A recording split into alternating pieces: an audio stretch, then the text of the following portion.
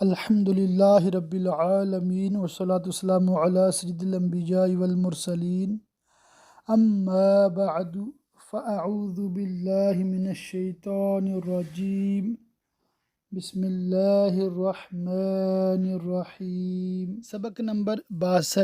62 تفسیر خزائن العرفان، پارہ 11واں سورہ توبہ کی آیت نمبر 111 سے آج انشاءاللہ تعالی آغاز کریں گے۔ اور ساتھ ہی یہ آپ کو عرض کر دوں، آج سے انشاءاللہ تعالی اس قرآن پاک سے جو کہ دعوت اسلامی نے چھاپا ہے، تفسیر خزائن العرفان، 20 صفحات ہر لیکچر میں ریکارڈ کیے جائیں گے۔ تو یوں انشاءاللہ تعالی بآسانی ہم اپنا ہدف پورا کر لیں گے، یعنی کہ 39 لیکچرز میں ہم نے یہ تقریباً 20 پارے مکمل کرنے ہیں۔ تو تبھی ممکن ہے کہ کم از کم 20 جو ہے صفحات وہ ڈیلی یعنی کہ ہر سبق میں پڑھے جائیں۔ اب آپ کہتے ہوں گے یہ تو بہت زیادہ ہو گیا۔ تو زیادہ اس لیے بھی ہو گیا ہے کہ سیرت کا لیکچر اب نہیں ہوا کرے گا، اور اس دن آپ کو کوئی لیکچر ملے گا بھی نہیں۔ پہلے آپ کو ہفتے میں 2 چھٹیاں تھیں، ہفتہ اتوار، اب 3 چھٹیاں ہیں، جمعہ ہفتہ اتوار۔ تو وہاں سے جو آدھا گھنٹہ آپ کا بچا ہے وہ آپ ادھر صرف کر دیں گے تو انشاءاللہ تعالی بیلنس ہو جائے گا، وہی تقریباً 2.5 گھنٹے آپ کا زیادہ وقت نہیں لوں گا، ٹھیک ہے۔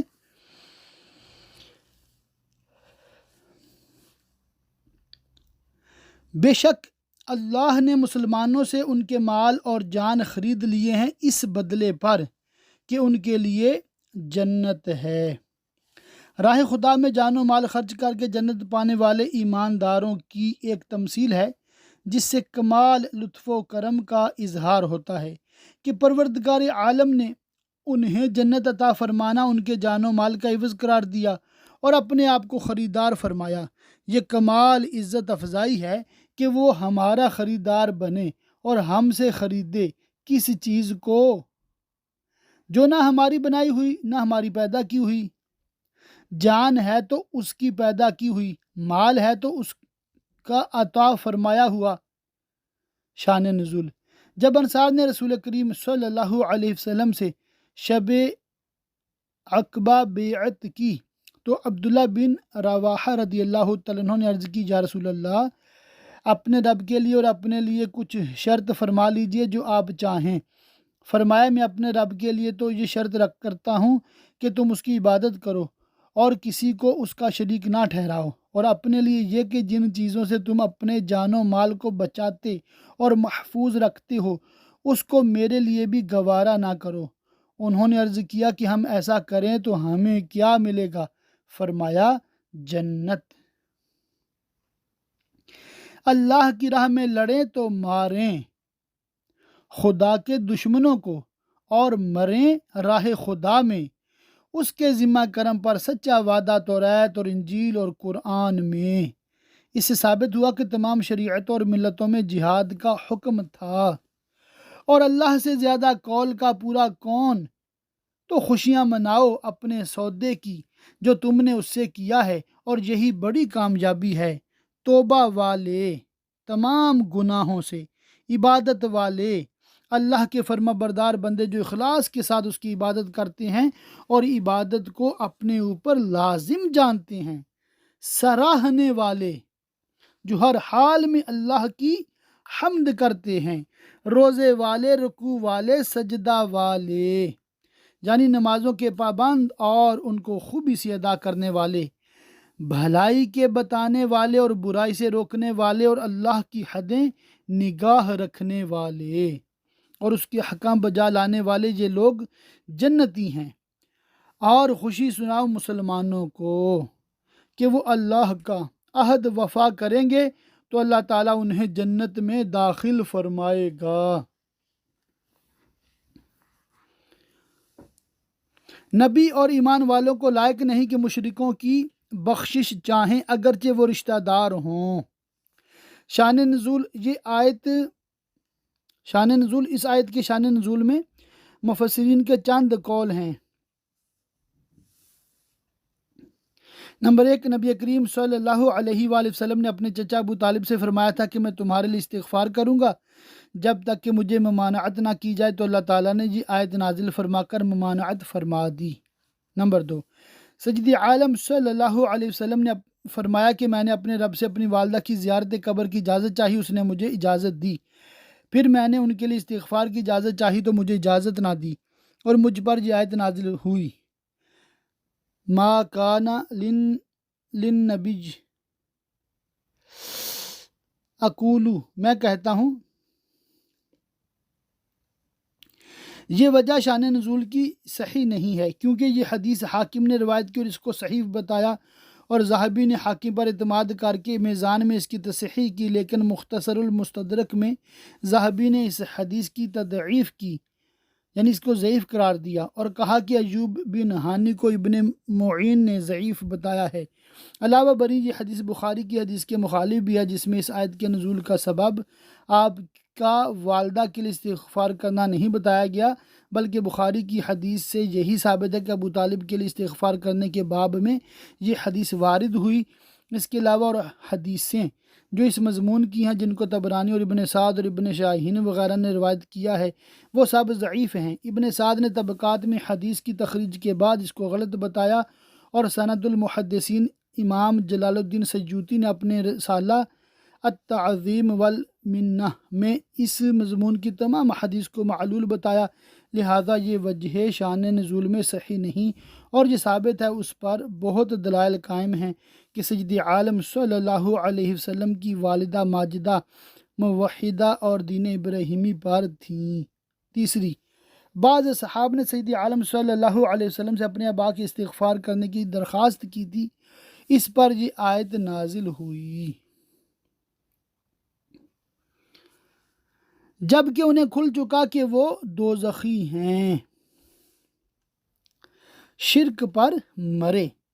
اور ابراہیم کا اپنے باپ یعنی آزر کی بخشش چاہنا وہ تو نہ تھا مگر ایک وعدے کے سبب جو اس سے کر چکا تھا۔ اس سے یا تو وہ وعدہ مراد ہے جو حضرت ابراہیم علیہ السلام نے آزر سے کیا تھا کہ میں اپنے رب سے تیری مغفرت کی دعا کروں گا، یا وہ وعدہ مراد ہے جو آزر نے حضرت ابراہیم علیہ السلام سے اسلام لانے کا کیا تھا۔ شان نزول، حضرت علی مرتضیٰ رضی اللہ تعالیٰ عنہ سے مروی ہے کہ جب یہ آیت نازل ہوئی سأستغفر لک ربی،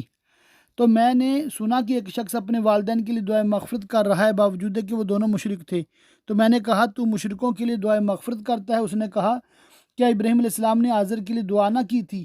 وہ بھی تو مشرک تھا۔ یہ واقعہ میں نے سید عالم صلی اللہ علیہ وسلم سے ذکر کیا، اس پر یہ آیت نازل ہوئی اور بتایا گیا کہ حضرت ابراہیم علیہ السلام کا استغفار بامید اسلام تھا، جس کا آزر آپ سے وعدہ کر چکا تھا، اور آپ آزر سے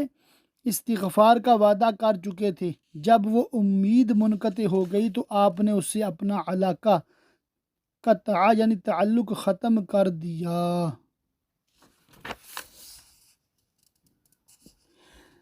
پھر جب ابراہیم کو کھل گیا کہ وہ اللہ کا دشمن ہے، اس سے تنکا توڑ دیا یعنی لا تعلق ہو گیا، اور استغفار کرنا ترک فرما دیا۔ بے شک ابراہیم ضرور بہت آہیں کرنے والا، کثیر الدعاء متضرع یعنی بہت زیادہ دعا اور اظہار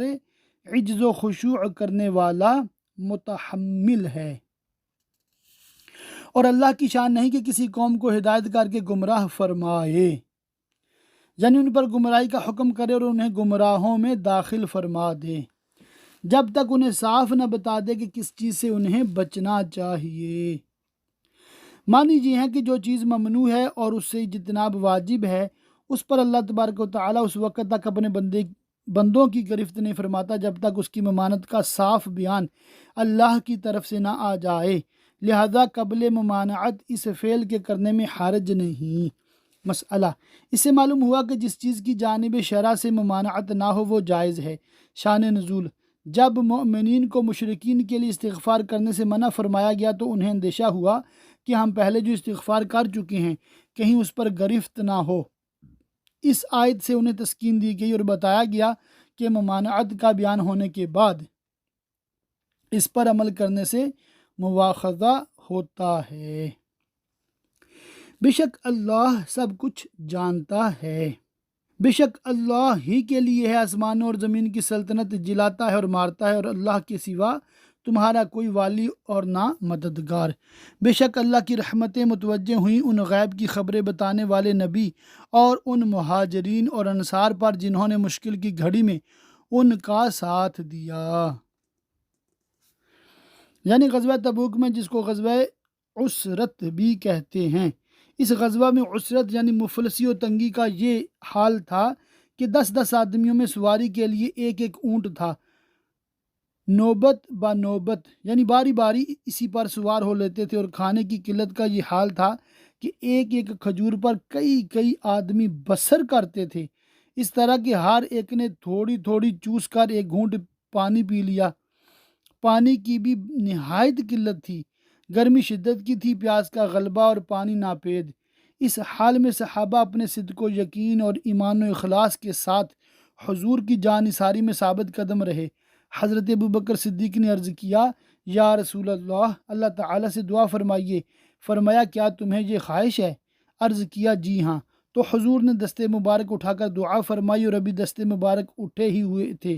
کہ اللہ تبارک و تعالیٰ نے ابر بھیجا، بارش ہوئی، لشکر سیراب ہوا، لشکر والوں نے اپنے برتن بھر لیے۔ اس کے بعد جب آگے چلے تو زمین خشک تھی، ابر نے لشکر کے باہر بارش ہی نہیں کی، وہ خاص اسی لشکر کو سیراب کرنے کے لیے بھیجا گیا تھا۔ بعد اس کے قریب تھا کہ ان میں کچھ لوگوں کے دل پھر جائیں اور وہ اس شدت و سختی میں رسول صلی اللہ علیہ وسلم سے جدا ہونا گوارا کریں۔ پھر ان پر رحمت سے متوجہ ہوا اور وہ صابر و ثابت رہے، اور ان کا اخلاص محفوظ رہا، اور جو خطرہ دل میں گزرا تھا اس پر نادم ہوئے۔ بے شک وہ ان پر نہایت مہربان رحم والا ہے۔ اور ان 3 پر جو موقوف رکھے گئے تھے، توبہ سے جن کا ذکر آیت وآخرون مرجون لامر اللہ میں ہے، اور یہ 3 صاحب کا بن مالک اور ہلال بن امیہ اور مرارہ بن ربیع ہیں، یہ سب انصاری تھے۔ رسول کریم صلی اللہ علیہ وسلم نے تبوک سے واپس ہو کر ان سے جہاد میں حاضر نہ ہونے کی وجہ دریافت فرمائی اور فرمایا، ٹھہرو جب تک اللہ تعالیٰ تمہارے لیے کوئی فیصلہ فرمائے،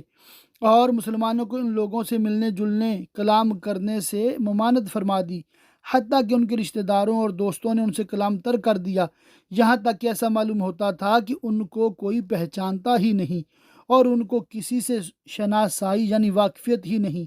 اس حال پر انہیں 50 روز گزرے، یہاں تک کہ جب زمین اتنی وسیع ہو کر ان پر تنگ ہو گئی اور انہیں کوئی ایسی جگہ نہ مل سکی جہاں ایک لمحہ کے لیے انہیں قرار ہوتا، ہر وقت پریشانی اور رنج و غم، بے چینی و اضطراب میں مبتلا تھے، اور وہ اپنی جان سے تنگ آئے۔ شدت رنج و غم سے نہ کوئی انیس یعنی دوست ہے جس سے بات کرے، نہ کوئی غمخوار جسے حال دل سنائیں، وحشت و تنہائی اور شب و روز کی گریہ وزاری، اور انہیں یقین ہوا کہ اللہ سے پناہ نہیں مگر اسی کے پاس۔ پھر اللہ تعالیٰ نے ان پر رحم فرمایا اور ان کی توبہ قبول کی کہ تائب رہیں، بے شک اللہ ہی توبہ قبول کرنے والا مہربان ہے۔ اے ایمان والو، اللہ سے ڈرو، معاصی ترک کرو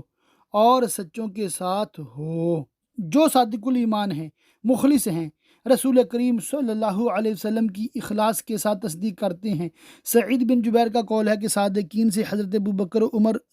رضی اللہ عنہما مراد ہیں۔ ابن جریر کہتے ہیں کہ مہاجرین حضرت ابن عباس رضی اللہ تعالیٰ عنہما نے فرمایا کہ وہ لوگ جن کی نیتیں ثابت رہیں اور قلب و اعمال مستقیم اور وہ اخلاص کے ساتھ غزوہ تبوک میں حاضر ہوئے۔ مسئلہ اس آیت سے ثابت ہوا کہ اجماع حجت ہے، کیونکہ صادقین کے ساتھ رہنے کا حکم فرمایا، اس سے ان کے قول کا قبول کرنا لازم آتا ہے۔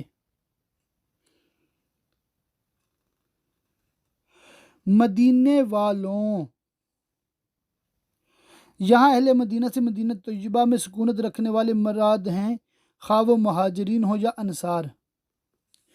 مدینے والوں اور ان کے گرد دیہات والوں کو لائق نہ تھا کہ رسول اللہ سے پیچھے بیٹھ رہیں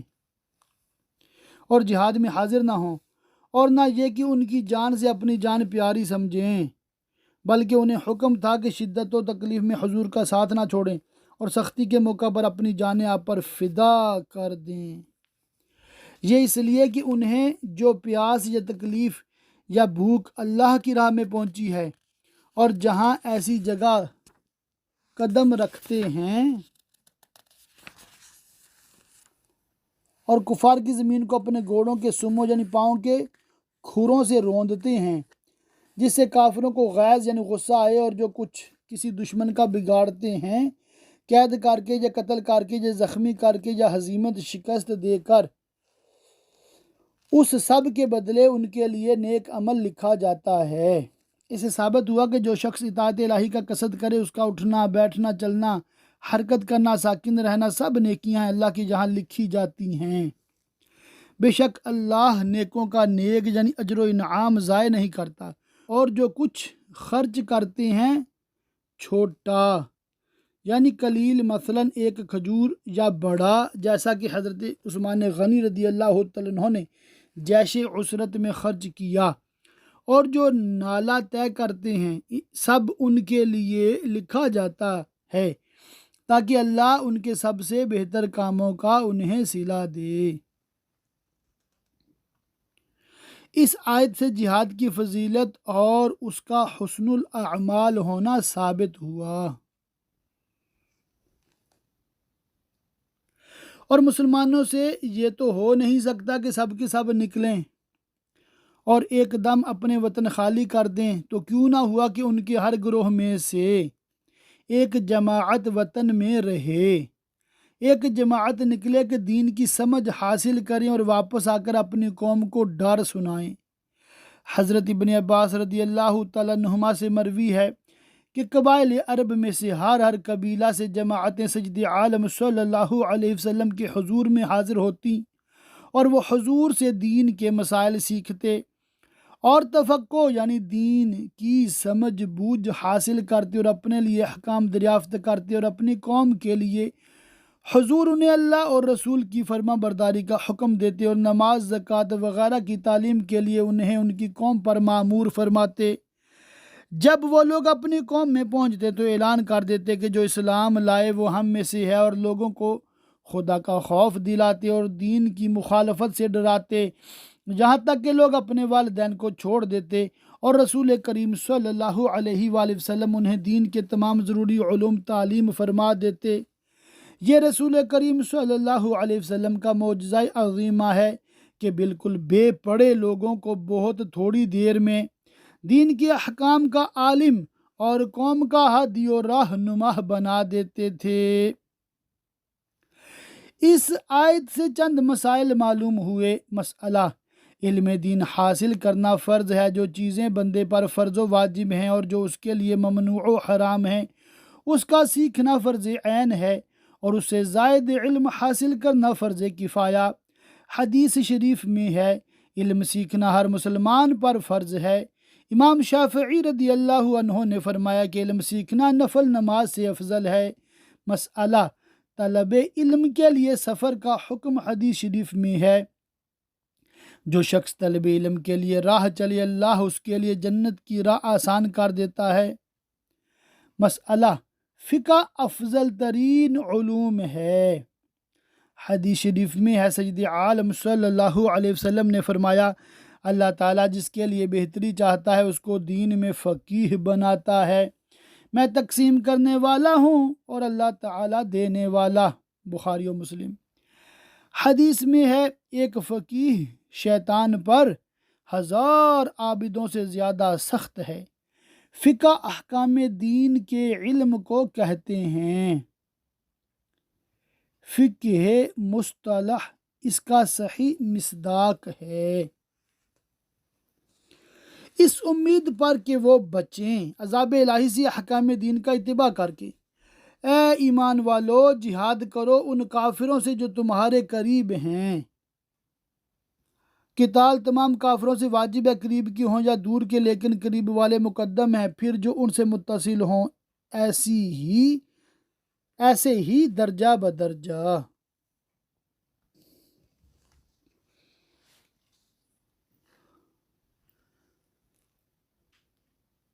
اور چاہیے کہ وہ تم میں سختی پائیں، اور جان رکھو کہ اللہ پرہیزگاروں کے ساتھ ہے،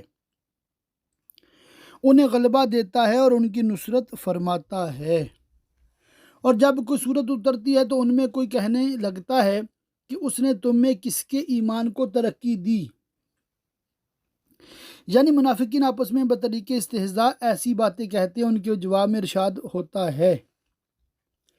تو وہ جو ایمان لائے ہیں ان کے ایمان کو اس نے ترقی دی اور وہ خوشیاں منا رہے ہیں، اور جن کے دلوں میں آزار یعنی بیماری ہے، شک و نفاق کا، انہیں اور پلیدی پر پلیدی بڑھائی کہ پہلے جتنا نازل ہوا تھا اسی کے انکار کے وبال میں گرفتار تھے، اب جو اور نازل ہوا اس کے انکار کی خباثت میں بھی مبتلا ہوئے اور کفر ہی پر مر گئے۔ کیا انہیں یعنی منافقین کو نہیں سوچتا کہ ہر سال 1 یا 2 بار آزمائے جاتے ہیں، امراض و شدائد و قحط وغیرہ کے ساتھ، پھر نہ تو توبہ کرتے ہیں نہ نصیحت مانتے ہیں، اور جب کوئی صورت اترتی ہے ان میں ایک دوسرے کو دیکھنے لگتا ہے اور آنکھوں سے نکل بھاگنے کے اشارے کرتا ہے اور کہتا ہے کہ کوئی تمہیں دیکھتا تو نہیں، اگر دیکھتا ہوا تو بیٹھ گئے ورنہ نکل گئے، پھر پلٹ جاتے ہیں کفر کی طرف۔ اللہ نے ان کے دل پلٹ دیے اس سبب سے کہ وہ ناسمجھ لوگ ہیں، اپنے نفع و ضرر کو نہیں سوچتے۔ بے شک تمہارے پاس تشریف لائے تم میں سے وہ رسول محمد مصطفیٰ صلی اللہ علیہ وسلم، عربی قریشی، جن کے حسب و نسب کو تم خوب پہچانتے ہو کہ تم میں سب سے عالی نسب ہیں، اور تم ان کے صدق و امانت، زہد و تقوی، طہارت و تقدس اور اخلاق حمیدہ کو بھی خوب جانتے ہو۔ اور ایک قراءت میں انفسکم بفتح فا آیا ہے، انفسکم بفتح فا آیا ہے، اس کے معنی ہے کہ تم میں سب سے نفیس تر اور اشرف و افضل۔ اس آیت کریمہ میں سید عالم صلی اللہ علیہ وسلم کی تشریف آوری یعنی آپ کے میلاد مبارک کا بیان ہے۔ ترمذی کی حدیث سے بھی ثابت ہے کہ سید عالم صلی اللہ علیہ وسلم نے اپنی پیدائش کا بیان قیام کر کے فرمایا۔ مسئلہ اسے معلوم ہوا کہ محفل میلاد مبارک کی اصل قرآن و حدیث سے ثابت ہے۔ جن پر تمہارا مشقت میں پڑنا گراں ہے، تمہاری بھلائی کے نہایت چاہنے والے مسلمانوں پر کمال مہربان۔ اس آیت میں اللہ تبارک و تعالیٰ نے اپنے حبیب صلی اللہ علیہ وسلم کو اپنے 2 ناموں سے مشرف فرمایا۔ یہ کمال تکریم ہے اس سرور انور صلی اللہ علیہ وآلہ وسلم کی۔ پھر اگر وہ منہ پھیریں یعنی منافقین و کفار آپ پر ایمان لانے سے اعراض کریں تو تم فرما دو کہ مجھے اللہ کافی ہے، اس کے سوا کسی کی بندگی نہیں، میں نے اسی پر بھروسہ کیا اور وہ بڑے عرش کا مالک ہے۔ حاکم نے مستدرک میں ابی ابن کعب سے ایک حدیث روایت کی ہے کہ لقد جاءکم سے آخر سورت تک دونوں آیتیں قرآن کریم میں سب کے بعد نازل ہوئیں۔ سورہ یونس مکیہ ہے، اس میں 109 آیتیں اور 11 رکوع ہیں۔ اللہ کے نام سے شروع جو نہایت مہربان رحم والا۔ سورہ یونس مکیہ ہے سوائے 3 آیتوں کے۔ فَإِن كُنتَ فِي شَكٍّ سے اس میں 11 رکوع اور 109 آیتیں اور 1832 کلمے اور 9099 حرف ہیں۔ یہ حکمت والی کتاب کی آیتیں ہیں۔ کیا لوگوں کو اس کا اچنبھا یعنی تعجب ہوا کہ ہم نے ان میں سے ایک مرد کو وحی بھیجی کہ لوگوں کو ڈر سناؤ۔ شان نزول، حضرت ابن عباس رضی اللہ عنہما نے فرمایا، جب اللہ تبارک و تعالی نے سید عالم صلی اللہ علیہ وسلم کو رسالت سے مشرف فرمایا اور آپ نے اس کا اظہار کیا تو عرب منکر ہو گئے، اور ان میں سے بعضوں نے یہ کہا کہ اللہ اس سے برتر ہے کہ کسی بشر کو رسول بنائے۔ اس پر یہ آیات نازل ہوئیں۔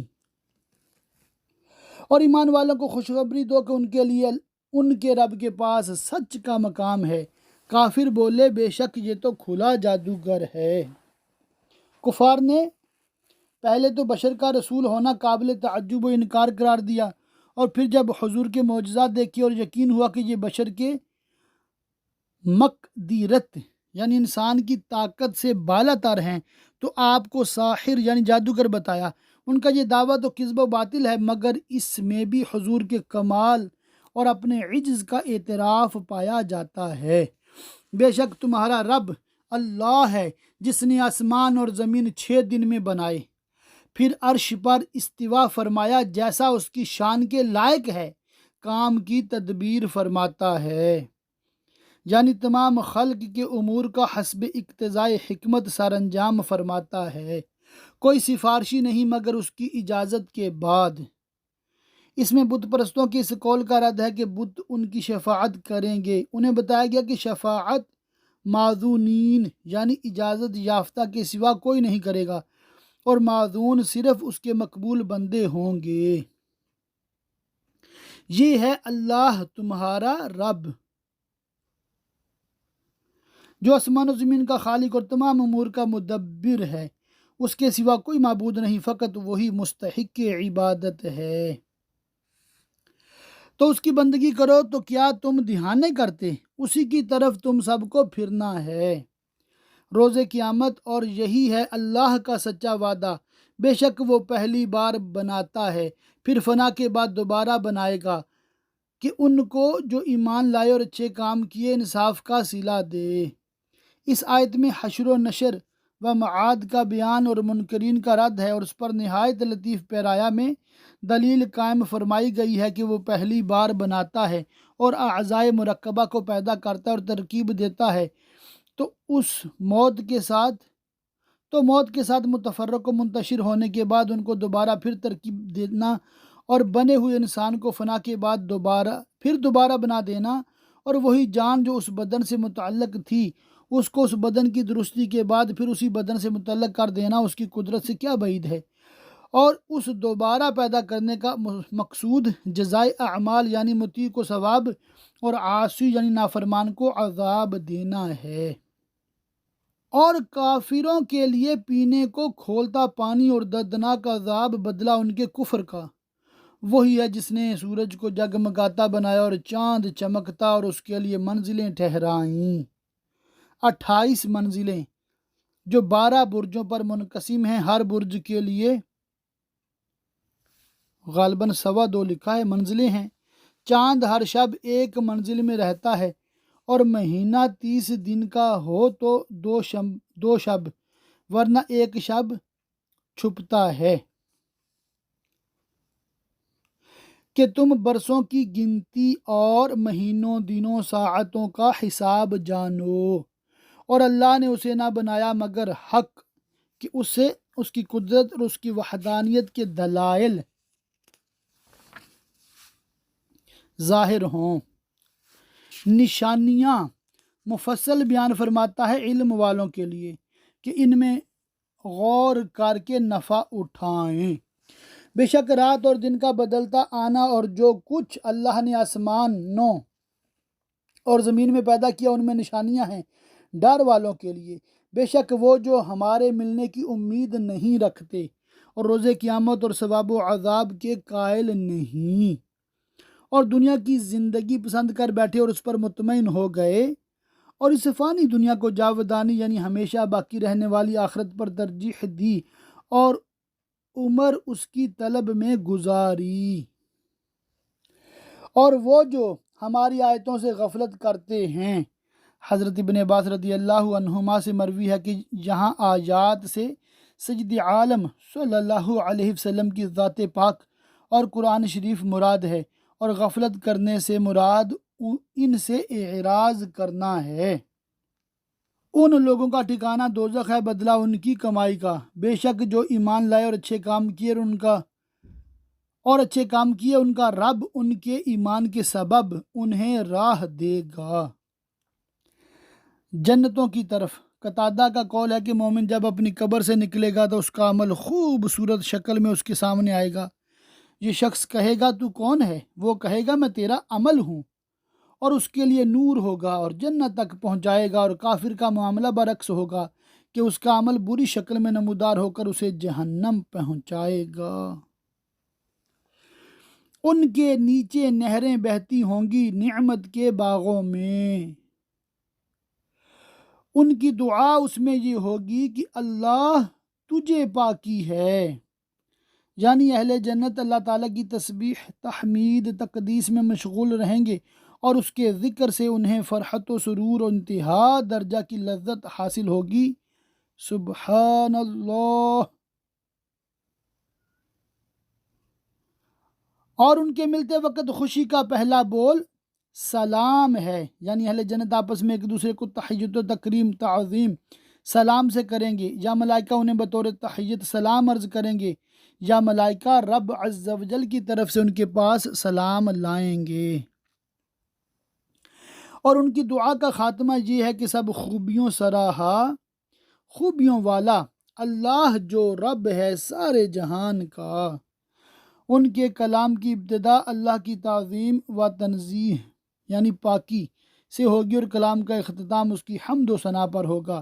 اور اگر اللہ لوگوں پر برائی ایسی جلد بھیجتا جیسی وہ بھلائی کی جلدی کرتے ہیں تو ان کا وعدہ پورا ہو چکا ہوتا۔ یعنی اگر اللہ تعالیٰ لوگوں کی بد دعائیں جیسے کہ وہ غضب کے وقت اپنے لیے اور اپنے اہل و اولاد و مال کے لیے کرتے ہیں اور کہتے ہیں ہم ہلاک ہو جائیں، خدا ہمیں غرق کرے، برباد کرے، اور ایسے کلمے ہی اپنی اولاد و اقارب کے لیے کہہ گزرتے ہیں، جسے ہندی میں کوسنا کہتے ہیں، کوسنا۔ اگر وہ دعا ایسی جلدی قبول کر لی جاتی جیسی جلدی وہ دعائے خیر کے قبول ہونے میں چاہتے ہیں تو ان لوگوں کا خاتمہ ہو چکا ہوتا اور وہ کب کے ہلاک ہو گئے ہوتے۔ لیکن اللہ تبارک و تعالیٰ اپنے کرم سے دعائے خیر قبول فرمانے میں جلدی کرتا ہے، دعائے بد کے قبول میں نہیں۔ یہ اس کی رحمت ہے۔ شان نزول: نضر بن حارث نے کہا تھا، یا رب یہ دین اسلام اگر تیرے نزدیک حق ہے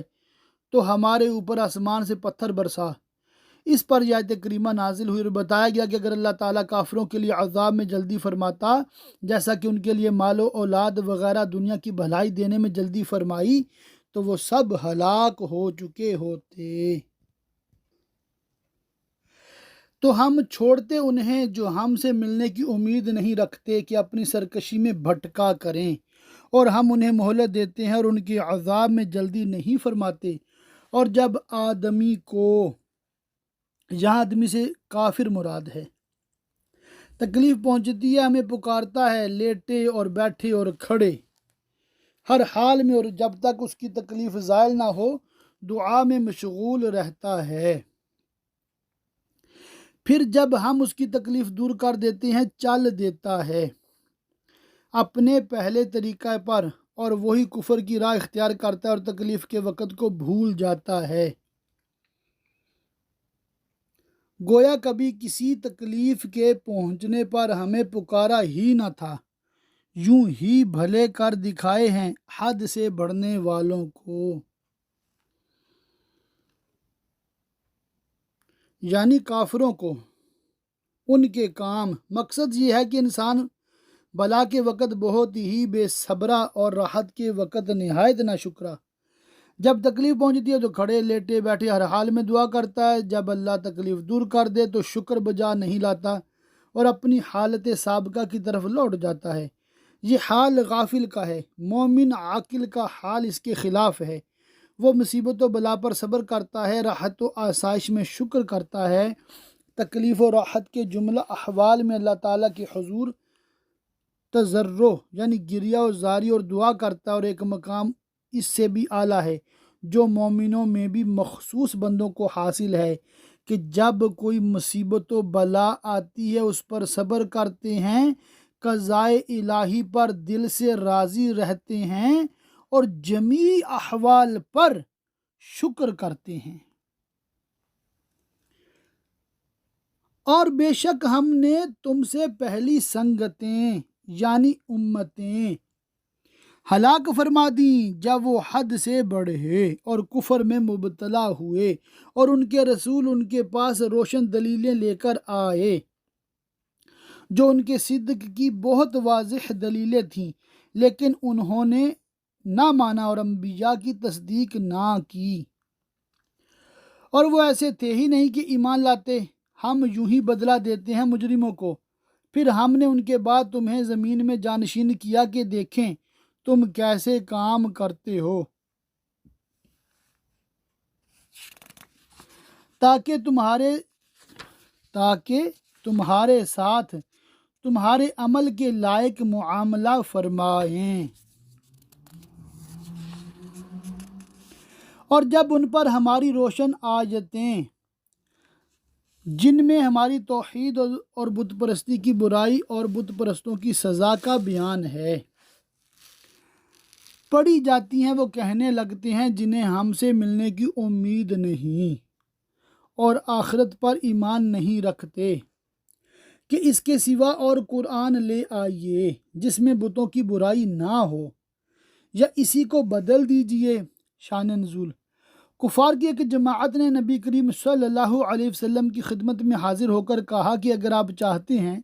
کہ ہم آپ پر ایمان لائیں تو آپ اس قرآن کے سوا دوسرا قرآن لائیے جس میں لات و عزا و منات وغیرہ بتوں کی برائی اور ان کی عبادت چھوڑنے کا حکم نہ ہو، اور اگر اللہ ایسا قرآن نازل نہ کرے تو آپ اپنی طرف سے بنا لیجئے یا اسی قرآن کو بدل کر ہماری مرضی کے مطابق کر دیجئے تو ہم ایمان لے آئیں گے۔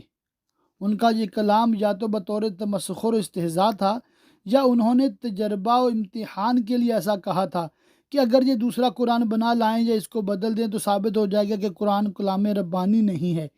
اللہ تعالیٰ نے اپنے حبیب صلی اللہ علیہ وسلم کو حکم دیا کہ اس کا یہ جواب دیں جو آیت میں مذکور ہوتا ہے۔ تم فرماؤ مجھے نہیں پہنچتا کہ میں اسے اپنی طرف سے بدل دوں، میں تو اسی کا تابع ہوں جو میری طرف وحی ہوتی ہے، میں اس میں کوئی تغیر و تبدیل کمی بیشی نہیں کر سکتا، یہ میرا کلام نہیں، کلام الہی ہے۔ میں اگر اپنے رب کی نافرمانی کروں یا اس کی کتاب کے احکام کو بدلوں تو مجھے بڑے دن کے عذاب کا ڈر ہے، اور دوسرا قرآن بنانا اور انسان کی مقدرت یعنی طاقت ہی سے باہر ہے، اور خلق کا اسے عاجز ہونا خوب ظاہر ہو چکا۔ تم فرماؤ اگر اللہ چاہتا تو میں اسے تم پر نہ پڑھتا، نہ وہ تم کو اس سے خبردار کرتا،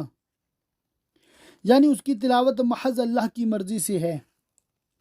تو میں اس سے پہلے تم میں اپنی ایک عمر گزار چکا ہوں اور 40 سال تم میں رہا ہوں، اس زمانے میں میں تمہارے پاس کچھ نہیں لایا اور میں نے تمہیں کچھ نہیں سنایا، تم نے میرے احوال کا خوب مشاہدہ کیا ہے، میں نے کسی سے ایک حرف نہیں پڑھا، کسی کتاب کا مطالعہ نہ کیا، اس کے بعد یہ کتاب عظیم لایا جس کے حضور ہر ایک کلام میں فصیح پست اور بے حقیقت ہو گیا۔ اس کتاب میں نفیس علوم ہیں، اصول و فروع کا بیان ہے، احکام و آداب ہیں، مکارم اخلاق کی تعلیم ہے، غیبی خبریں ہیں۔ اس کی فصاحت و بلاغت نے ملک بھر کے فصحاء و بلغاء کو عاجز کر دیا ہے۔ ہر صاحب عقل سلیم کے لیے یہ بات اظہر من الشمس یعنی سورج سے زیادہ روشن ہو گئی ہے کہ یہ بغیر وحی الہی کے ممکن ہی نہیں۔ تو کیا تمہیں عقل نہیں کہ اتنا سمجھ سکو کہ یہ قرآن اللہ کی طرف سے ہے، مخلوق کی قدرت میں نہیں کہ اس کی مثل بنا سکے؟ تو اس سے بڑھ کر ظالم کون جو اللہ پر جھوٹ باندھے، اس کے لیے شریک بتائے یا اس کی آیتیں جھٹلائے؟ بے شک مجرموں کا بھلا نہ ہوگا، اور اللہ کے سوا ایسی چیز بت کو پوجتے ہیں جو ان کا نہ کچھ نقصان کرے اور نہ کچھ بھلا، اور کہتے ہیں کہ جی اللہ کے جہاں ہمارے سفارشی ہیں، یعنی دنیاوی امور میں، کیونکہ آخرت اور مرنے کے بعد اٹھنے کا تو وہ اعتقاد ہی نہیں رکھتے۔ تم فرماؤ کیا اللہ کو وہ بات جتاتے ہو جو اس کے علم میں نہ آسمانوں میں ہے نہ زمین میں، یعنی اس کا وجود ہی نہیں، کیونکہ جو چیز موجود ہے وہ ضرور علم الہی میں ہے، اسے پاکی اور برتری ہے ان کے شرک سے، اور لوگ ایک ہی امت تھے، ایک دین اسلام پر، جیسا کہ زمانہ حضرت آدم علیہ السلام میں قابیل کی حابیل کو قتل کرنے کے وقت تک حضرت آدم علیہ السلام اور ان کی ذریت ایک ہی دین پر تھے۔ ان کے بعد ان میں اختلاف ہوا، اور ایک قول یہ ہے کہ زمانہ نوح علیہ السلام تک ایک دین پر رہے، پھر اختلاف ہوا تو نوح علیہ السلام مبعوث فرمائے گئے۔ ایک قول یہ ہے کہ حضرت نوح علیہ السلام کی کشتی سے اترنے کے وقت سب لوگ ایک دین اسلام پر تھے۔ ایک قول یہ ہے کہ عہد حضرت ابراہیم سے سب لوگ ایک دین پر تھے، جہاں تک کہ عمر بن لحی نے دین کو متغیر کیا۔ اس تقدیر پر الناس سے مراد خاص عرب ہوں گے۔ ایک قول یہ ہے کہ لوگ ایک دین پر تھے، یعنی کفر پر، پھر اللہ تعالیٰ نے انبیاء کو بھیجا تو بعض ان میں سے ایمان لائے، اور بعض علماء نے کہا کہ معنی یہ ہیں کہ لوگ اول خلقت میں فطرت سلیمہ پر تھے، پھر ان میں اختلافات ہوئے۔ حدیث شریف میں ہر بچہ فطرت پر پیدا ہوتا ہے، پھر اس کے ماں باپ اس کو یہودی بناتے ہیں یا نصرانی بناتے ہیں یا مجوسی بناتے ہیں، اور حدیث میں فطرت سے فطرت اسلام مراد ہے۔ پھر مختلف ہوئے، اور اگر تیرے رب کی طرف سے ایک بات پہلے نہ ہو چکی ہوتی اور ہر امت کے لیے ایک میعاد معین نہ کر دی گئی ہوتی، یا جزائے اعمال قیامت تک مؤخر نہ فرمائی گئی ہوتی، تو یہی ان کے اختلافوں کا ان پر فیصلہ ہو گیا ہوتا نزول عذاب سے۔ اور کہتے ہیں ان پر ان کے رب کی طرف سے کوئی نشانی کیوں نہیں اتری؟ اہل باطل کا طریقہ ہے کہ جب ان کے خلاف برہان قوی قائم ہوتی ہے اور وہ جواب سے عاجز ہو جاتے ہیں تو اس برہان کا ذکر اس طرح چھوڑ دیتے ہیں جیسے کہ وہ پیش ہی نہیں ہوئی، اور یہ کہا کرتے ہیں کہ دلیل لاؤ، تاکہ سننے والے اس مغالطہ میں پڑ جائیں کہ ان کے مقابل اب تک کوئی دلیل ہی نہیں قائم کی گئی۔ اس طرح کفار نے حضور کے معجزات اور بالخصوص قرآن کریم جو معجزہ عظیمہ ہے اس کی طرف سے آنکھیں بند کر کے یہ کہنا شروع کیا کہ کوئی نشانی کیوں نہیں اتری، گویا کہ معجزات انہوں نے دیکھے ہی نہیں، اور قرآن پاک کو وہ نشانی شمار ہی نہیں کرتے۔ اللہ تعالیٰ نے اپنے رسول صلی اللہ علیہ وسلم سے فرمایا کہ آپ فرما دیجئے کہ غیب تو اللہ کے لیے ہے، اب راستہ دیکھو، میں بھی تمہارے ساتھ راہ دیکھ رہا ہوں۔ تقریر جواب یہ ہے کہ دلالت قاہرہ یعنی زبردست دلیل اس پر قائم ہے کہ سید عالم صلی اللہ علیہ وآلہ وسلم پر قرآن پاک کا ظاہر ہونا بہت ہی عظیم الشان معجزہ ہے، کیونکہ حضور ان میں پیدا ہوئے، ان کے درمیان حضور بڑھے، تمام زمانے حضور کے ان کی آنکھوں کے سامنے گزرے، وہ خوب جانتے ہیں کہ آپ نے نہ کسی کتاب کا مطالعہ کیا نہ کسی استاد کی شاگردی کی، یک بارگی قرآن کریم آپ پر ظاہر ہوا، اور ایسی بے مثال اعلیٰ ترین کتاب کا ایسی شان کے ساتھ نزول بغیر وحی کے ممکن ہی نہیں۔ یہ قرآن کریم کے معجزہ قاہرہ ہونے کی برہان ہے، اور جب ایسی قوی برہان قائم ہے تو اثبات نبوت کے لیے کسی دوسری نشانی کا طلب کرنا قطعاً غیر ضروری ہے۔ ایسی حالت میں سے نشانی کا نازل کرنا نہ کرنا اللہ تعالیٰ کی مشیت پر ہے، چاہے کرے چاہے نہ کرے، تو یہ امر غیب ہوا اور اس کے لیے انتظار لازم آیا کہ اللہ کیا کرتا ہے، لیکن وہ یہ غیر ضروری نشانی جو کفار نے طلب کی ہے نازل فرمائے یا نہ فرمائے، نبوت ثابت ہو چکی اور رسالت کا ثبوت قاہرہ معجزات سے کمال کو پہنچ چکا۔ تم فرماؤ غیب تو اللہ کے لیے ہے، اب راستہ دیکھو، میں بھی تمہارے ساتھ راہ دیکھتا ہوں۔ اور جب ہم آدمیوں کو رحمت کا مزہ دیتے ہیں کسی تکلیف کے بعد جو انہیں پہنچی تھی، جب بھی وہ ہماری آیتوں کے ساتھ داؤں چلتے ہیں۔ اہل مکہ پر اللہ تعالیٰ نے قحط مسلط کیا، جس کی مصیبت میں وہ 7 برس گرفتار رہے، یہاں تک کہ قریبی ہلاکت کے پہنچے۔ پھر اس نے رحم فرمایا، بارش ہوئی، زمینیں سرسبز ہوئیں، تو اگرچہ اس تکلیف و راحت دونوں میں قدرت کی نشانیاں تھیں، اور تکلیف کے بعد راحت بڑی عظیم نعمت تھی، اس پر شکر لازم تھا، مگر بجائے اس کے وہ پند پذیر یعنی نصیحت قبول کرنے والے نہ ہوئے اور فساد و کفر کی طرف پلٹے۔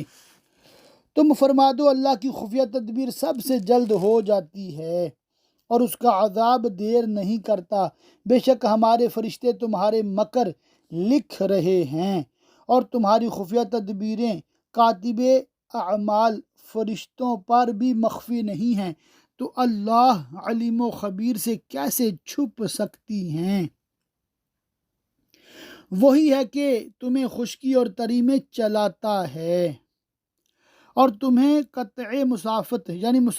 راستہ طے کرنے کی قدرت دیتا ہے۔ خشکی میں تم پیادہ اور سوار منزلیں طے کرتے ہو اور دریاؤں میں کشتیوں اور جہازوں سے سفر کرتے ہو۔ وہ تمہیں خشکی اور تری دونوں میں اسباب سیر عطا فرماتا ہے، یہاں تک کہ جب تم کشتی میں ہو اور وہ کشتیاں اچھی ہوا سے انہیں لے کر چلیں اور اس پر خوش ہوئے کہ ہوا موافق ہے، اچانک ان پر آندھی کا جھونکا آیا اور ہر طرف لہروں نے انہیں آ لیا اور سمجھ لیے کہ ہم گھر گئے۔ اس وقت اللہ کو پکارتے ہیں نیر خالص اس کے بندے ہو کر کہ اگر تو اس سے ہمیں بچا لے گا تو ہم ضرور شکر گزار ہوں گے، تیری نعمتوں کے، تجھ پر ایمان لا کر اور خاص تیری عبادت کر کے۔ پھر اللہ جب انہیں بچا لیتا ہے جب بھی وہ زمین میں ناحق زیادتی کرنے لگتے ہیں اور وعدہ کے خلاف کر کے کفر و معصیت میں مبتلا ہوتے ہیں۔ اے لوگو، تمہاری زیادتی تمہارے ہی جانوں کا وبال ہے، دنیا کے جیتے جی برت لو یعنی فائدہ اٹھا لو، پھر تمہیں ہماری طرف پھرنا ہے، اس وقت ہم تمہیں جتا دیں گے جو تمہارے کوتک یعنی کرتوت تھے اور ان کی تمہیں جزا دیں گے۔ دنیا کی زندگی کی کہاوت تو ایسی ہے جیسے وہ پانی کہ ہم نے آسمان سے اتارا تو اس کے سبب زمین سے اگنے والی چیزیں گھنی یعنی زیادہ ہو کر نکلی، جو کچھ آدمی اور چوپائے کھاتے ہیں، غلے اور پھل اور سبزہ، یہاں تک کہ جب زمین نے اپنا سنگھار لے لیا، خوب پھولی پھلی سرسبز و شاداب ہوئی اور خوب آراستہ ہو گئی، اور اس کے مالک سمجھے کہ یہ ہمارے بس میں آ گئی، کہ کھیتیاں تیار ہو گئیں، پھل رسیدہ یعنی تیار ہو گئے، ایسے وقت ہمارا حکم اس پر آیا رات میں یا دن میں، یعنی اچانک ہمارا عذاب آیا، خواہ بجلی گرنے کی شکل میں یا اولے برسنے یا آندھی چلنے کی صورت میں، تو ہم نے اسے کر دیا کاٹی ہوئی گویا کل تھی ہی نہیں۔ یہ ان لوگوں کے حال کی ایک تمثیل ہے جو دنیا کے شیفتہ یعنی عاشق ہیں اور آخرت کی انہیں کچھ پرواہ نہیں۔ اس میں بہت دل پذیر طریقہ پر خاطر گزیں کیا گیا ہے کہ دنیاوی زندگانی امیدوں کا سبز باغ ہے، اس میں عمر کھو کر جب آدمی اس غائط پر پہنچتا ہے جہاں اس کو حصول مراد کا اطمینان ہو اور وہ کامیابی کے نشہ میں مست ہو، اچانک اس کو موت پہنچتی ہے اور وہ تمام نعمتوں اور لذتوں سے محروم ہو جاتا ہے۔ قتادہ نے کہا کہ دنیا کا طلبگار جب بالکل بے فکر ہوتا ہے اس وقت اس پر عذاب الہی آتا ہے اور اس کا تمام سر و سامان جس سے اس کی امیدیں وابستہ تھیں غارت ہو جاتا ہے۔ ہم یوں ہی آیتیں مفصل بیان کرتے ہیں غور کرنے والوں کے لیے، تاکہ وہ نفع حاصل کریں اور ظلمات شکوک و اوہام سے نجات پائیں اور دنیا ناپائیدار کی بے ثباتی اور ناپائیداری سے باخبر ہوں۔ اور اللہ سلامتی کے گھر کی طرف پکارتا ہے۔ دنیا کی بے ثباتی بیان فرمانے کے بعد دار باقی یعنی ہمیشہ رہنے والے گھر جنت کی طرف دعوت دی۔ قتادہ نے کہا کہ دارالسلام جنت ہے۔ یہ اللہ کا کمال رحمت و کرم ہے کہ اپنے بندوں کو جنت کی دعوت دی اور جسے چاہے سیدھی راہ چلاتا ہے۔ سیدھی راہ دین اسلام ہے۔ بخاری کی حدیث میں ہے، نبی کریم صلی اللہ علیہ وسلم کی خدمت میں فرشتے حاضر ہوئے۔ آپ خواب میں تھے۔ ان میں سے بعض نے کہا کہ آپ خواب میں ہیں، اور بعضوں نے کہا کہ آنکھیں خواب میں ہیں، دل بیدار ہے۔ بعض کہنے لگے کہ ان کی کوئی مثال بیان کرو، تو انہوں نے کہا جس طرح کسی شخص نے ایک مکان بنایا اور اس میں طرح طرح کی نعمتیں مہیا کیں اور ایک بلانے والے کو بھیجا کہ لوگوں کو بلائے، جس نے اس بلانے والے کی اطاعت کی اس مکان میں داخل ہوا اور ان نعمتوں کو کھایا پیا، اور جس نے بلانے والے کی اطاعت نہ کی وہ نہ مکان میں داخل ہو سکا نہ کچھ کھا سکا۔ پھر وہ کہنے لگے کہ اس مثال کی تطبیق کرو کہ سمجھ میں آئے۔ تطبیق یہ ہے کہ مکان جنت ہے، داعی محمد صلی اللہ علیہ وسلم ہیں، جس نے ان کی اطاعت کی اس نے اللہ کی اطاعت کی، جس نے ان کی نافرمانی کی اس نے اللہ کی نافرمانی کی۔ بھلائی والوں کے لیے بھلائی ہے اور اس سے بھی زائد۔ بھلائی والوں سے اللہ کے فرما بردار بندے مومنین مراد ہیں، اور یہ جو فرمایا کہ ان کے لیے بھلائی ہے، اس بھلائی سے جنت مراد ہے، اور زیادت اس پر دیدار الہی ہے۔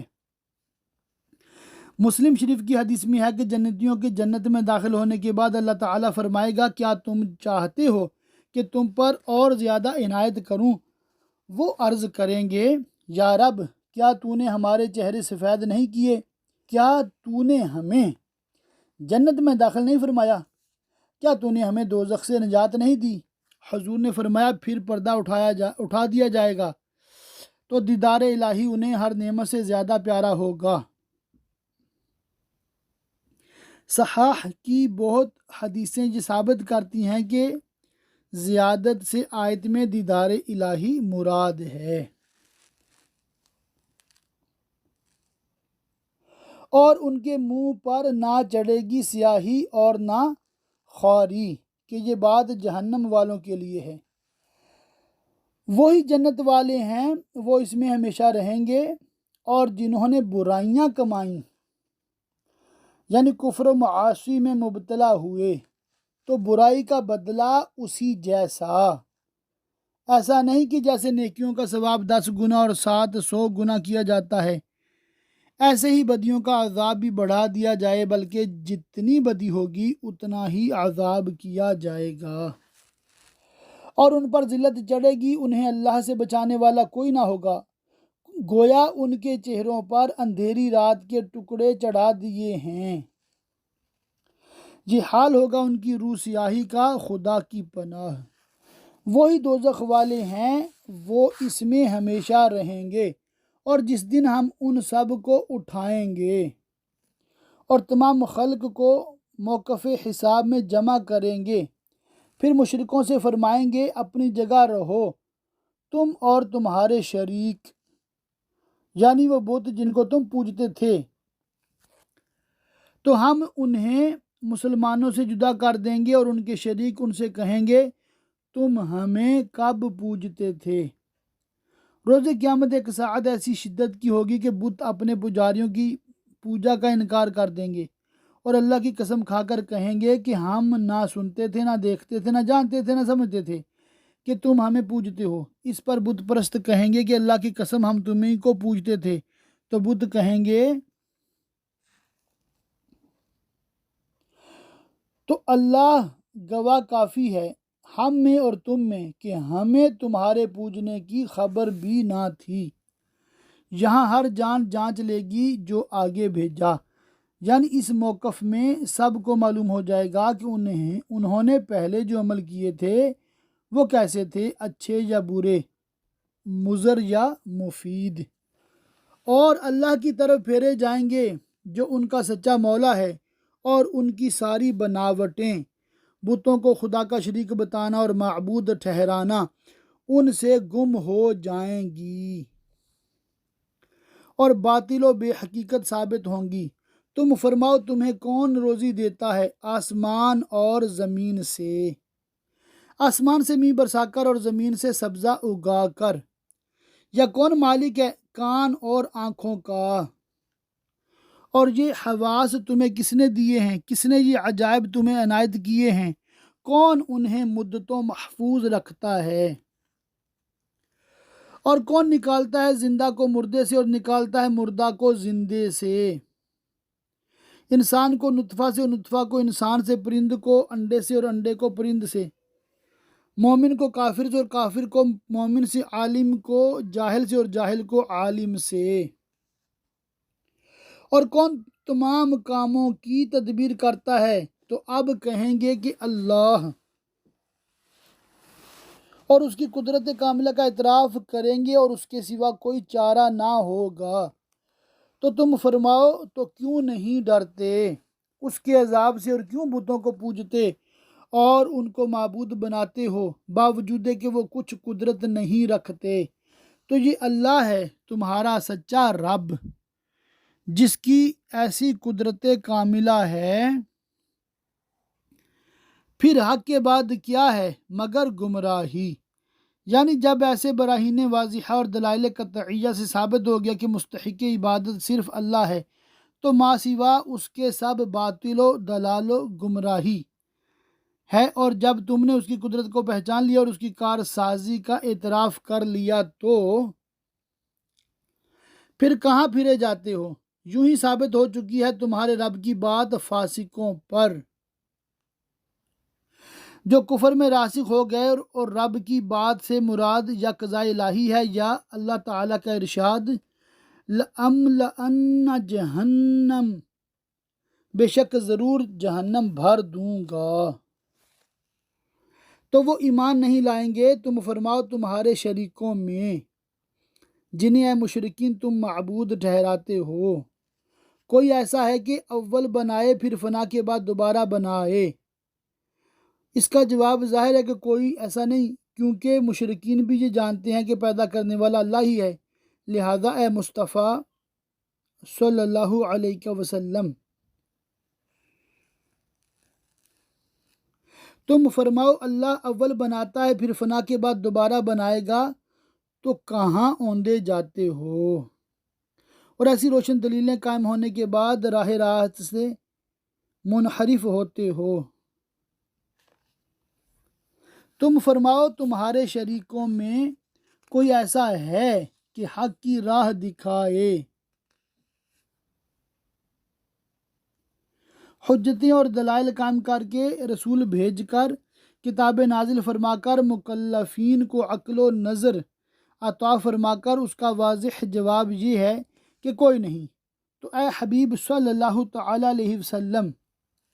تم فرماؤ کہ اللہ حق کی راہ دکھاتا ہے، تو کیا جو حق راہ دکھائے اس کے حکم پر چلنا چاہیے، یا اس کے جو خود ہی راہ نہ پائے جب تک راہ نہ دکھایا جائے؟ جیسے کہ تمہارے بت ہیں کہ کسی جگہ جا نہیں سکتے جب تک کہ کوئی اٹھا لے جانے والا نہیں، اٹھا کر لے نہ جائے، اور نہ کسی چیز کی حقیقت کو سمجھیں اور راہ حق کو پہچانیں، بغیر اس کے کہ اللہ تعالیٰ انہیں زندگی، عقل اور ادراک دے۔ تو جب ان کی مجبوری کا یہ عالم ہے تو دوسروں کو کیا راہ بتا سکیں؟ ایسوں کو معبود بنانا، ان کا مطیع بننا کتنا باطل اور بیہودہ ہے۔ تو تمہیں کیا ہوا، کیسا حکم لگاتے ہو؟ اور ان مشرکین میں اکثر تو نہیں چلتے مگر گمان پر، جس کی ان کے پاس کوئی دلیل نہیں، نہ اس کی صحت کا جزم و یقین، شک میں پڑے ہوئے ہیں، اور یہ گمان کرتے ہیں کہ پہلے لوگ بھی بت پرستی کرتے تھے، انہوں نے کچھ تو سمجھا ہوگا۔ بے شک گمان حق کا کچھ کام نہیں دیتا، بے شک اللہ ان کے کاموں کو جانتا ہے، اور اس قرآن کی یہ شان نہیں کہ کوئی اپنی طرف سے بنا لے بے اللہ کے اتارے۔ کفار مکہ نے یہ وہم کیا تھا کہ قرآن کریم سید عالم صلی اللہ علیہ وسلم نے خود بنا لیا ہے۔ اس آیت میں ان کا یہ وہم دفع فرمایا گیا کہ قرآن کریم ایسی کتاب ہی نہیں جس کی نسبت تردد ہو سکے، اس کی مثال بنانے سے ساری مخلوق عاجز ہے، تو یقیناً وہ اللہ کی نازل فرمائی ہوئی کتاب ہے۔ ہاں وہ اگلی کتابوں کی تصدیق ہے، توریت و انجیل وغیرہ کی، اور لوح میں جو کچھ لکھا ہے سب کی تفصیل ہے، اس میں کچھ شک نہیں، پروردگار عالم کی طرف سے ہے۔ کیا یہ کہتے ہیں کفار سید عالم صلی اللہ علیہ وسلم کی نسبت کہ انہوں نے اسے بنا لیا ہے؟ تم فرماؤ کہ تمہارا یہ خیال ہے تو تم بھی عرب ہو، فصاحت و بلاغت کے دعویٰ دار ہو۔ دنیا میں کوئی انسان ایسا نہیں جس کے کلام کے مقابل کلام بنانے کو تم ناممکن سمجھتے ہو۔ اگر تمہارے گمان میں یہ انسانی کلام ہے تو اس جیسی ایک صورت لے آؤ اور اللہ کو چھوڑ کر جو مل سکیں سب کو بلا لاؤ اور ان سے مددیں لو اور سب مل کر قرآن جیسی ایک صورت تو بناؤ اگر تم سچے ہو، بلکہ اسے جٹلایا جس کے علم پر قابو نہ پایا، یعنی قرآن پاک کو سمجھنے اور جاننے کے بغیر انہوں نے اس کی تکذیب کی، اور یہ کمال جہل ہے کہ کسی شے کو جانے بغیر اس کا انکار کیا جائے۔ قرآن کریم کا ایسے علوم پر مشتمل ہونا جن کا مدعیان علم و خرد یعنی علم و عقل کے دعوے دار احاطہ نہ کر سکیں، اس کتاب کی عظمت و جلالت ظاہر کرتا ہے۔ تو ایسی اعلیٰ علوم والی کتاب کو ماننا چاہیے تھا، نہ کہ اس کا انکار کرنا۔ اور ابھی انہوں نے اس کا انجام نہیں دیکھا ہے، یعنی اس عذاب کو جس کی قرآن پاک میں وعیدیں ہیں۔ ایسے ہی ان سے اگلوں نے جٹلایا تھا، عناد سے اپنے رسولوں کو بغیر اس کے کہ ان کے معجزات اور آیات دیکھ کر نظر و تدبر سے کام لیتے۔ تو دیکھو ظالموں کا انجام کیسا ہوا، اور پہلی امتیں اپنے انبیاء کو جٹلا کر کیسے کیسے عذابوں میں مبتلا ہوئیں۔ تو اے سید انبیاء صلی اللہ علیہ وسلم، آپ کی تکذیب کرنے والوں کو ڈرنا چاہیے، اور ان اہل مکہ میں کوئی اس نبی صلی اللہ علیہ وسلم یا قرآن کریم پر ایمان لاتا ہے اور ان میں کوئی اس پر ایمان نہیں لاتا، اور تمہارا رب مفسدوں یعنی فساد کرنے والوں کو خوب جانتا ہے، جو عناد سے ایمان نہیں لاتے اور کفر پر مصر رہتے ہیں۔ اور اگر وہ تمہیں جٹلائیں اے مصطفیٰ صلی اللہ علیہ وسلم اور ان کی راہ پر آنے اور حق و ہدایت قبول کرنے کی امید منقطع ہو جائے تو فرما دو کہ میرے لیے میری کرنی اور تمہارے لیے تمہاری کرنی، ہر ایک اپنے عمل کی جزا پائے گا۔ تمہیں میرے کام سے علاقہ یعنی تعلق نہیں، اور مجھے تمہارے کام سے تعلق نہیں۔ کسی کے عمل پر دوسرا ماخوذ یعنی گرفتار نہ ہوگا، جو پکڑا جائے گا خود اپنے عمل پر پکڑا جائے گا۔ یہ فرمانا بطور زجر یعنی تنبیہ کی ہے کہ تم نصیحت نہیں مانتے اور ہدایت قبول نہیں کرتے تو اس کا وبال خود تم پر ہوگا، کسی دوسرے کا اس سے ضرر نہیں۔ اور ان میں کوئی وہ ہیں جو تمہاری طرف کان لگاتے ہیں اور آپ سے قرآن پاک اور حکام دین سنتے ہیں، اور بغض و عداوت کی وجہ سے دل میں جگہ نہیں دیتے اور قبول نہیں کرتے، تو یہ سننا بیکار ہے، اور وہ ہدایت سے نفع نہ پانے میں بہروں کی مثل ہیں۔ تو کیا تم بہروں کو سنا دو گے اگرچہ انہیں عقل نہ ہو، اور وہ نہ ہوا سے کام لیں نہ عقل سے، اور ان میں کوئی تمہاری طرف تکتا ہے اور دلائل صدق اور اعلام نبوت کو دیکھتا ہے لیکن تصدیق نہیں کرتا، اور اس دیکھنے سے نتیجہ نہیں نکالتا، فائدہ نہیں اٹھاتا، دل کی بینائی سے محروم اور باطن کا اندھا ہے۔ کیا تم اندھوں کو راہ دکھا دو گے اگرچہ وہ نہ سوجیں نہ دیکھ سکیں؟ بے شک اللہ لوگوں پر کچھ ظلم نہیں کرتا، بلکہ انہیں ہدایت اور راہ پانے کے تمام سامان عطا فرماتا ہے اور روشن دلائل قائم فرماتا ہے۔ ہاں لوگ ہی اپنی جانوں پر ظلم کرتے ہیں، کہ ان دلائل میں غور نہیں کرتے اور حق واضح ہو جانے کے باوجود خود گمراہی میں مبتلا ہوتے ہیں۔ اور جس دن انہیں اٹھائے گا قبروں سے موقف حساب یعنی حساب و کتاب کی جگہ میں حاضر کرنے کے لیے، تو اس روز کی ہیبت و وحشت سے یہ حال ہوگا کہ وہ دنیا میں رہنے کی مدت کو بہت تھوڑا سمجھیں گے اور یہ خیال کریں گے کہ گویا دنیا میں نہ رہے تھے مگر اس دن کی ایک گھڑی۔ اور اس کی وجہ یہ ہے کہ چونکہ کفار نے طلب دنیا میں عمریں ضائع کر دی اور اللہ کی اطاعت جو آج کار آمد ہوتی بجا نہ لائے، تو ان کی زندگانی کا وقت ان کے کام نہ آیا، اس لیے وہ اسے بہت ہی کم سمجھیں گے، آپس میں پہچان کریں گے۔ قبروں سے نکلتے وقت تو ایک دوسرے کو پہچانیں گے جیسا دنیا میں پہچانتے تھے، مگر پھر روز قیامت کے احوال اور دہشت ناک مناظر دیکھ کر یہ معرفت باقی نہ رہے گی۔ اور ایک قول یہ ہے کہ روز قیامت دم بدم حال بدلیں گے، کبھی ایسا حال ہوگا کہ ایک دوسرے کو پہچانیں گے، کبھی ایسا کہ نہ پہچانیں گے، اور جب پہچانیں گے تو کہیں گے پورے گھاٹے میں رہے وہ جنہوں نے اللہ سے ملنے کو جٹلایا اور ہدایت پر نہ تھے جو انہیں گھاٹے سے بچاتی۔ اور اگر ہم تمہیں دکھا دیں کچھ عذاب اس میں سے جو انہیں وعدہ دے رہے ہیں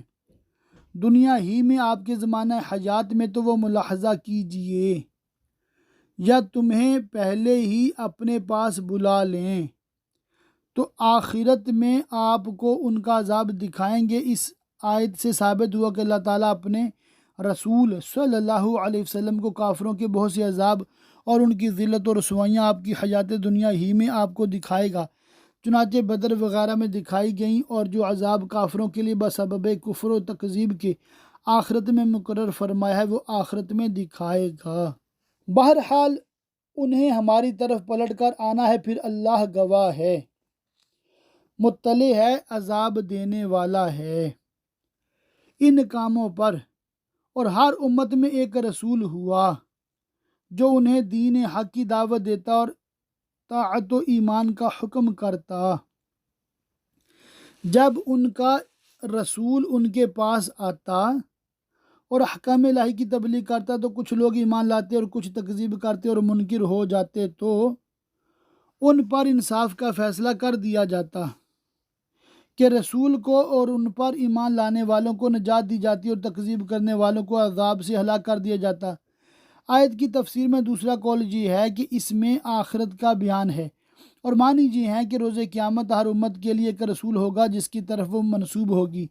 جب وہ رسول موقف یعنی حساب و کتاب کی جگہ میں آئے گا اور مومن و کافر پر شہادت دے گا، تب ان میں فیصلہ کر دیا جائے گا کہ مومنوں کو نجات ہوگی اور کافر گرفتار عذاب ہوں گے، اور ان پر ظلم نہ ہوتا، اور کہتے ہیں یہ وعدہ کب آئے گا اگر تم سچے ہو۔ شان نزول: جب آیت اما نُرِيَنَّكَ میں عذاب کی وعید دی گئی تو کافروں نے براہ سرکشی یہ کہا کہ اے محمد صلی اللہ علیہ وسلم، جس عذاب کا آپ وعدہ دیتے ہیں وہ کب آئے گا؟ اس میں کیا تاخیر ہے؟ اس عذاب کو جلد لائیے۔ اس پر یہ آیت نازل ہوئی۔ تم فرماؤ میں اپنی جان کے بھلے برے کا ذاتی اختیار نہیں رکھتا مگر جو اللہ چاہے، یعنی دشمنوں پر عذاب نازل کرنا اور دوستوں کی مدد کرنا اور انہیں غلبہ دینا، یہ سب بمشیت الہی، اور مشیت الہی میں ہر گروہ کا ایک وعدہ ہے۔ اس کے ہلاک و عذاب کا ایک وقت معین ہے، لوح محفوظ میں مکتوب ہے۔ جب ان کا وعدہ آئے گا تو ایک گھڑی نہ پیچھے ہٹیں نہ آگے بڑھیں۔ تم فرماؤ بھلا بتاؤ تو اگر اس کا عذاب جس کی تم جلدی کرتے ہو تم پر رات کو آئے جب تم غافل پڑے سوتے ہو، یا دن کو جب تم معاش کے کاموں میں مشغول ہو، تو اس میں وہ کون سی چیز ہے کہ مجرموں کو جس کی جلدی ہے؟ تو کیا جب وہ عذاب تم پر نازل ہو پڑے گا اس وقت اس کا یقین کرو گے؟ اس وقت کا یقین کچھ فائدہ نہ دے گا، اور کہا جائے گا کیا اب مانتے ہو؟ پہلے تو بطریق تکذیب و استہزاء اس کی جلدی مچا رہے تھے۔ پھر ظالموں سے کہا جائے گا ہمیشہ کا عذاب چکھو، تمہیں کچھ اور بدلہ نہ ملے گا مگر وہی جو کماتے تھے۔ یعنی دنیا میں جو عمل کرتے تھے اور کفر و تکذیب انبیاء میں مصروف رہتے تھے، اسی کا بدلہ۔ اور تم سے پوچھتے ہیں کیا وہ بعث اور عذاب جس کے نازل ہونے کی آپ نے ہمیں خبر دی حق ہے؟ تم فرماؤ ہاں میرے رب کی قسم، بے شک وہ ضرور حق ہے اور تم کچھ تھکا نہ سکو گے، یعنی وہ عذاب تمہیں ضرور پہنچے گا۔ سبحان اللہ۔ اللہ تعالیٰ